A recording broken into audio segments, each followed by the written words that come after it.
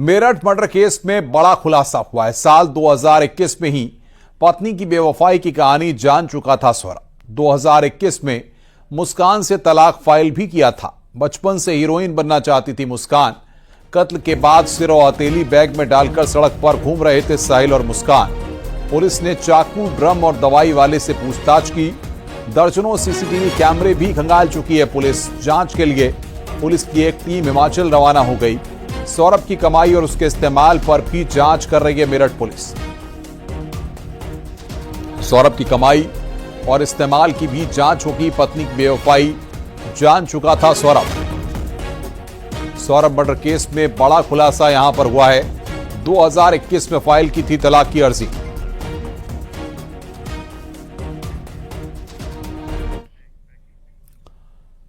मेरठ में Saurabh murder case सुर्खियों में है। पत्नी और उसके बॉयफ्रेंड ने कत्ल की सनसनीखेज घटना को जिस तरह से अंजाम दिया, उसे सुनकर हर कोई हैरान है। कत्ल की यह वारदात किसी फिल्मी कहानी से कम नहीं है, जिसमें प्यार भी है, धोखा भी है, साजिश भी है। सौरभ मर्डर केस की इनसाइड स्टोरी आपको दिखाते हैं।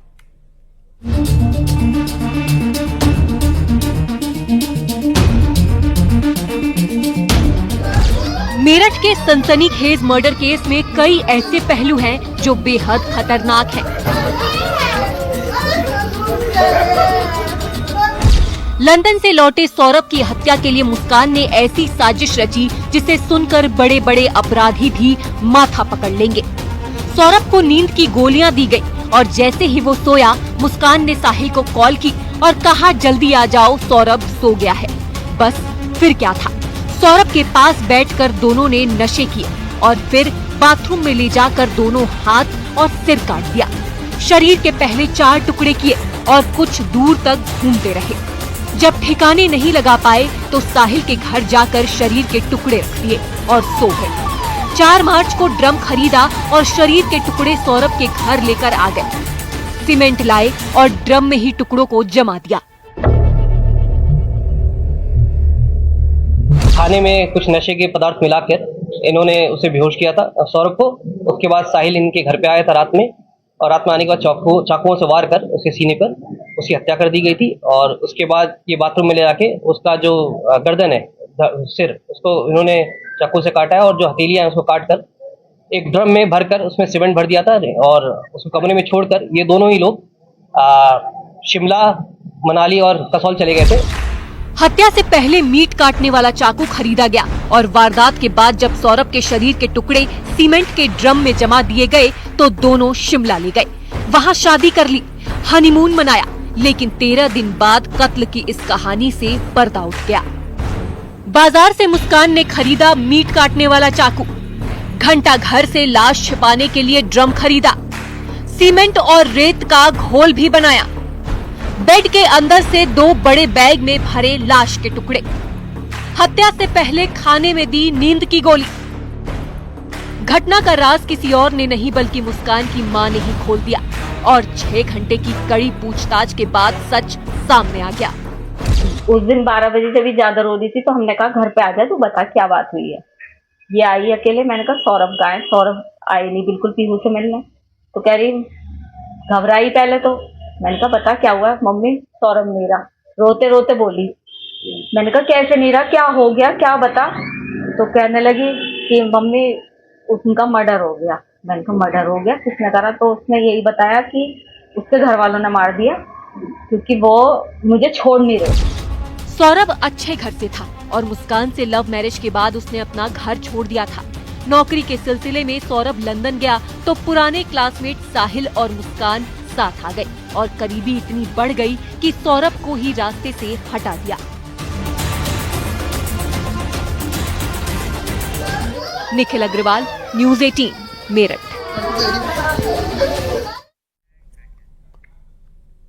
मुस्कान और साहिल के बीच अफेयर की भनक सौरभ को लग गई थी और इसके बाद विवाद भी होता था। हत्या के पीछे भी मुख्य रूप से यही वजह मानी जा रही है।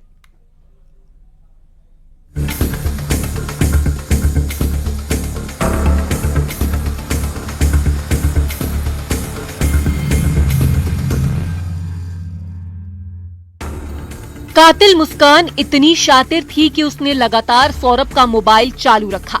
शिमला में बॉयफ्रेंड के साथ हनीमून के दौरान लोगों को बराबर मैसेज का रिप्लाई सौरभ के फोन से करती रही, जिससे किसी को शक न हो। हालांकि कोई कॉल रिसीव नहीं की। पुलिस को कुछ व्हाट्सएप मैसेजेस मिले हैं। मुस्कान और साहिल वापस मेरठ लौटे तो बेटी पापा से मिलने की जिद करने लगी। इसके बाद मुस्कान ने अपनी मां को हत्या की बात बता दी। मैंने भी बहला फुसला के उसके फेवर में रहे और फिर उससे कहा कि बेटा सच बता दे, तू फंस तो गई है, चाहे तूने करा है नहीं करा, तू जाएगी तो जेली।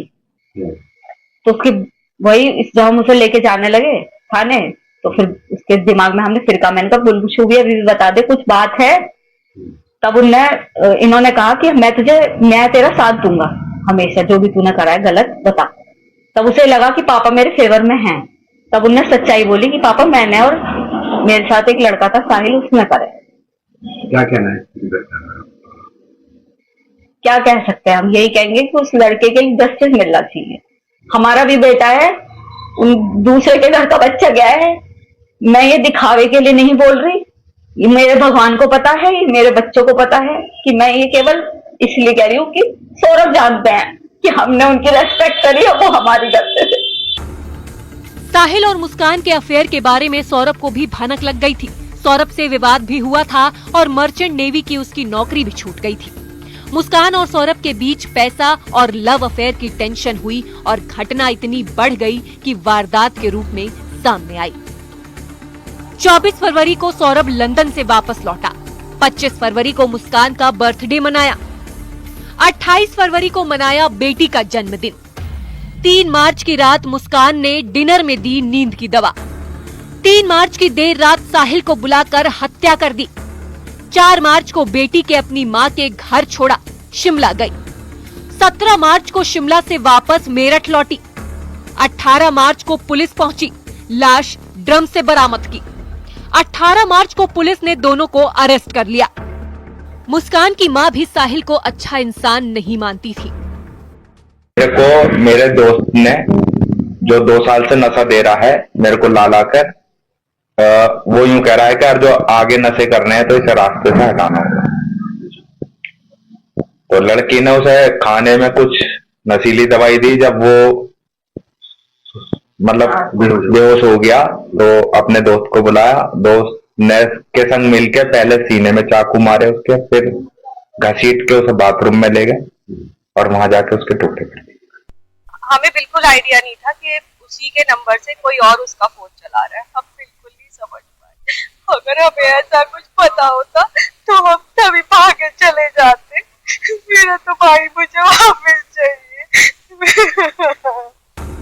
सौरभ मर्डर केस में इतने पहलू शामिल हैं जो किसी फिल्मी कहानी से कम नहीं है। साहिल और मुस्कान के अफेयर और सौरभ मर्डर केस की कई कहानियां मेरठ ही नहीं पूरे देश में चर्चा में है। निखिल अग्रवाल, न्यूज़ 18, मेरठ।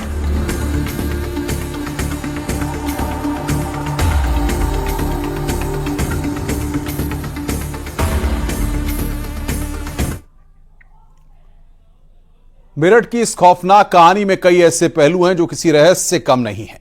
मुस्कान के बॉयफ्रेंड साहिल के कमरे से दीवार पर जो तस्वीरें मिली हैं, उससे तंत्र मंत्र कनेक्शन भी सामने आ रहा है। परिवार को गुमराह करने के लिए भी मुस्कान लगातार फोन पर मैसेज का जवाब देती रही, लेकिन पोल खुली तो सब हैरान रह गए।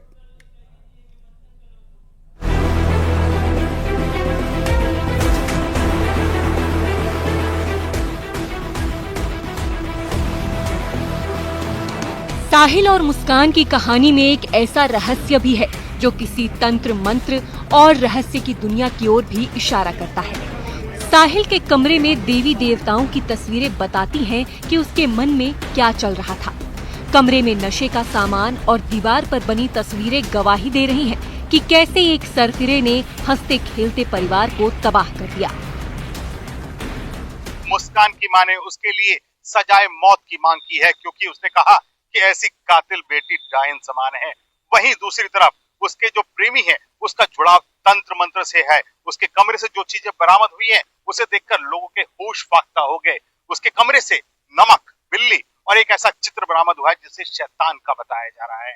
नहीं, ऊपर उसका कमरा करता होगा नशा। मैं ये नहीं कह रही शराब भी पी लेता है, नशा भी कर लेता है। ये नहीं कह रही कि नहीं करता, का कर लेता है साथे में। ये है काम क्या करे, जो कहाँ से पैसे ला रहा था, वो क्या काम करे? अरे मैं बता तो रही हूँ, कुछ लैपटॉप पर कुछ काम करता था। उसने कभी किसी लड़की के बारे में तुम्हें बताया? ना, वो तो किसी से कुछ कह अच्छा, सकता था। साहिल ने स्नैपचैट पर 3 अकाउंट बना रखे। माँ भाई बनकर मुस्कान से बात करता था। मुस्कान को मैसेज करता था कि साहिल ही तुम्हारे लिए ठीक लड़का है, तुम्हें पसंद करता है, कभी माँ बनकर तो कभी भाई बनकर।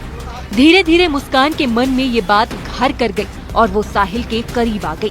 फिलहाल अब इस सनसनीखेज घटना में पुलिस ने दोनों को गिरफ्तार कर जेल भेज दिया है और दूसरे पहलुओं की जांच कर रही है।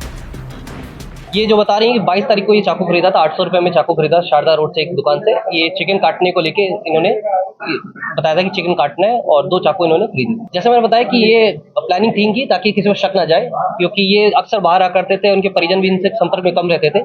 इनका प्लानिंग थी ड्रम में डाल के, ताकि जब ये सीमेंट कर दिया था और कोई अगर पूछेगा भी तो ये बता दिया जाएगा कि सौरभ वापस अपने वो विदेश चला गया है, और इनके घर वाले इनके संपर्क में कम रहते थे, जिसके कारण ये प्लानिंग की थी। मेरठ में हुई ये वारदात कई साल तक सुर्खियों में रहेगी। हत्या की प्लानिंग से लेकर तौर तरीके, शादी के बाद अफेयर और फिर मर्डर के बाद बॉयफ्रेंड के साथ हनीमून। कत्ल की इस कहानी में रहस्य भी है, ड्रामा भी है और इमोशंस भी। बहरहाल क्लाइमेक्स के लिए अब सभी को अदालत के फैसले का इंतजार रहेगा। Nikhil Agarwal, news 18, Meerut. Saurabh murder case की कड़ियां और खौफनाक तरीका देखकर एक्सपर्ट भी हैरान है। पोस्टमार्टम रिपोर्ट की फौरी जानकारी देखकर डॉक्टर हैरान हैं। ऐसी घटना उनके जीवन में पहली बार सामने आई है। वहीं मनोवैज्ञानिक भी कह रहे हैं कि यह कोई साधारण घटना नहीं है।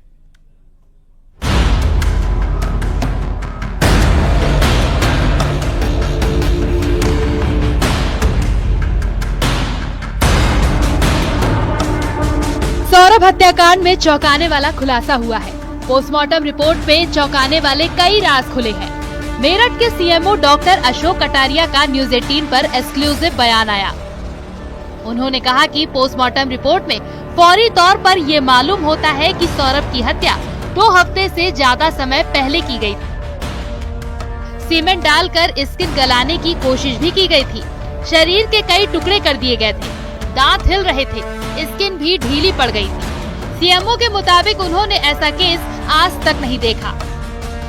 की बॉडी कई पार्ट्स में थी और लगभग 2-3 सप्ताह पुरानी बॉडी माना गया है कि वो इमेचुरेशन अवस्था में थी, और उसकी जो कंडीशंस थी, दांत हिल रहे थे और स्किन पील ऑफ हो गई थी, ऑर्गन्स लुंज हो गए थे। तो उसके आधार पे शायद डॉक्टर साहब ने जो भी रिपोर्ट बनाई थी, पोस्टमार्टम रिपोर्ट, वो उसमें हो गया है। मेरठ में हुए सनसनीखेज हत्याकांड का मामला बॉलीवुड फिल्म की याद दिलाता है।